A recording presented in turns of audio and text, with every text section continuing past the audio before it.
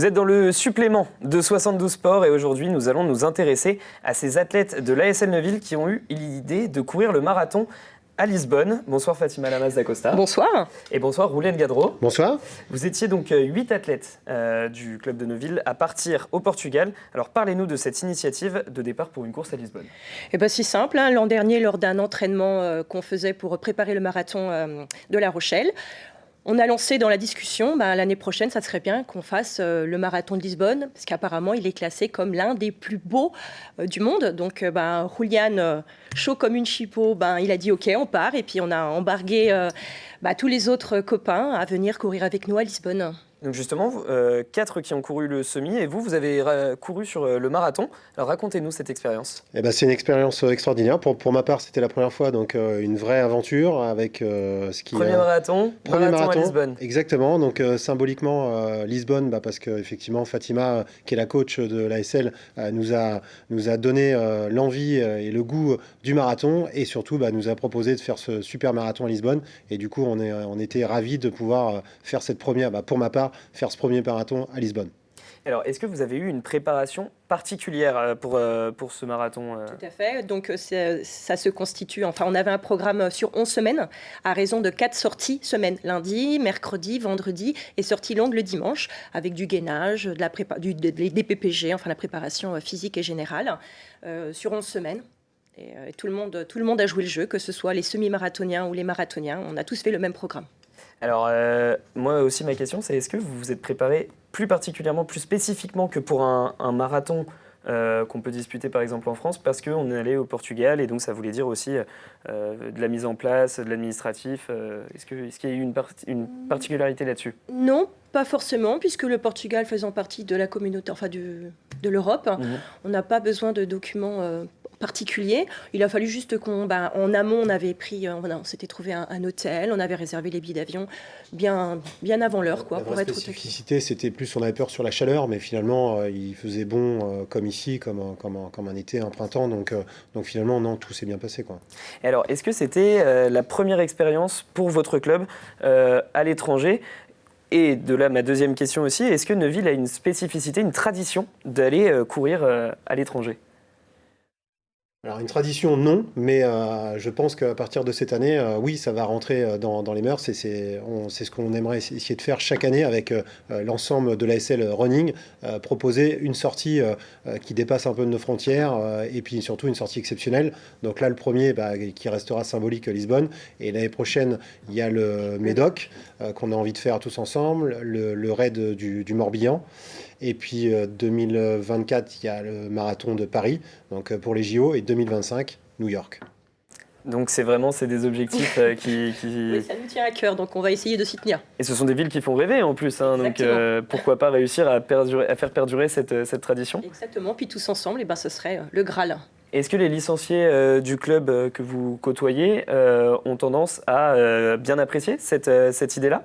Oui, ils ont l'air... ils rentrent dans le jeu et puis ils sont toujours partants pour faire ce genre d'expérience avec nous. Ouais. Au-delà des 8 qui ont couru le marathon et le semi-marathon, ça a aussi été un petit peu au-delà. Il y a les familles qui nous ont rejoints. 15 personnes. 15 personnes au total.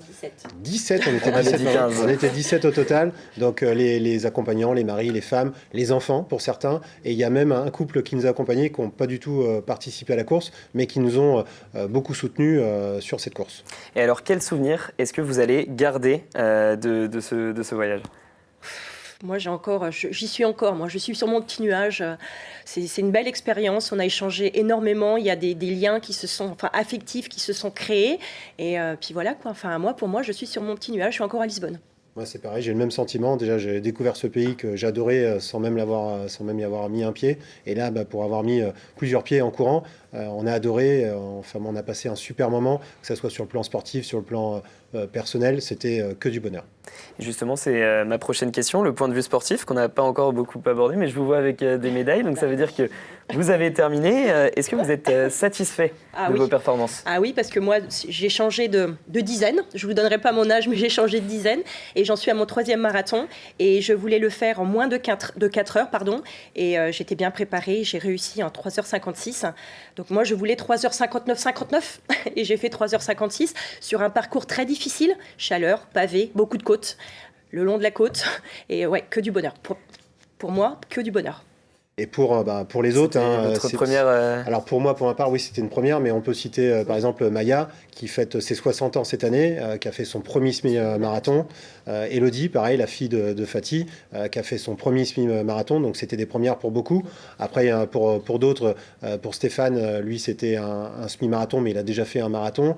Et Sonia, son deuxième marathon. Donc c'est pareil, ils ont tous continuer dans cette démarche de progresser. Et Fred, c'était son cinquième marathon, donc qui vient conclure avec un marathon à Lisbonne sur une belle victoire. Donc pour chacun, on a tous fait des temps différents, mais pour chacun, c'est une belle victoire.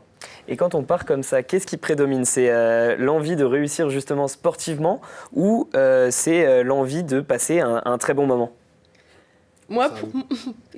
Pour moi, c'était mon petit challenge. Donc oui, sportivement, ouais, c'était pour m'améliorer. Mais oui, mais c'était d'échanger, d'être avec les copains et puis de passer un beau moment surtout, de prendre plaisir.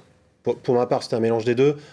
C'est vrai que il y avait le côté sportif qui était là. C'était la finalité quand même. Il fallait aller jusqu'au bout. Et c'est d'ailleurs ce qui a poussé, je pense, pas mal d'entre nous de terminer. Moi, le premier, ça m'a boosté pour aller jusqu'au bout. Et puis, le côté festif, d'être tous ensemble, qui était hyper intéressant et hyper motivant également. Alors, on a parlé un petit peu du marathon et nous, tout à l'heure, nous avons reçu Yannick Helin qui a évoqué l'annulation du seul marathon de la Sarthe, celui de Guescélard. Est-ce que cette étape, elle était au programme pour vous ? Alors officiellement non, mais c'est vrai que c'est toujours dommage de voir une course qui s'annule pour nos confrères, on va dire, de Guescélard. C'est dommage pour eux parce que d'annuler une course, c'est toujours des gens qui ont pu s'entraîner et qui avaient envie de le faire parce que peut-être qu'ils habitent à proximité, ce genre de choses. Donc c'est toujours triste de devoir annuler une course. Et nous, on soutient effectivement la course de Guescélard parce que c'est dommage pour eux, quoi, vraiment. Qu'est-ce que vous en pensez Moi, j'ai déjà fait le SMI de Guescélard, qui était au top, belle organisation. Et c'est vrai que c'est dommage qu'ils n'aient pas pu concrétiser la course. Parce que quand on s'entraîne dur pendant des semaines et que finalement, on arrive et puis que c'est annulé, c'est triste, quoi. C'est de ne pas arriver au bout de cet entraînement, quoi. Donc effectivement, c'est dommage. C'est dommage. Je voulais vous reposer une question quand même sur le marathon de Lisbonne. Quel est votre meilleur souvenir, le moment que vous garderez en tête de cette période ? Moi, personnellement, c'est l'arrivée. C'est l'arrivée, de voir toute cette joie, de voir... Parce que j'ai couru, je portais des couleurs de Ma Foulée pour l'Espoir, parce que c'est une association qui lutte contre la sclérose en plaques. Et ça me tenait à cœur. Donc de franchir cette porte de Lisbonne en moins de 4 heures pour cette association, c'était vraiment spectaculaire. Donc moi, c'est mon arrivée, c'est mon finish, quoi. Voilà, c'est... J'ai pas de mots. Et vous, Rouliane, assez rapidement moi, le meilleur moment, c'est pareil, c'est de franchir la ligne d'arrivée parce que voilà, on a été au bout de soi-même, au bout du bout, et d'avoir fait ces 42 km, d'avoir été au bout de soi-même, c'est une victoire, même si on a mis un temps peut-être important, mais ça reste une victoire. Merci à vous d'être venu sur le plateau. Et puis l'ASL Neuville, qui est une association dynamique. Vous pouvez retrouver toutes leurs actualités sur le site qui va s'afficher en bas de votre écran, aslneuville.imonsite.com. Merci à vous d'être venu sur le plateau de 72 Sport. C'est la fin de cette émission. Rendez-vous lundi prochain, 19h, avec le retour du prodige Antoine Besson à la présentation. Portez-vous bien et bonne soirée à tous.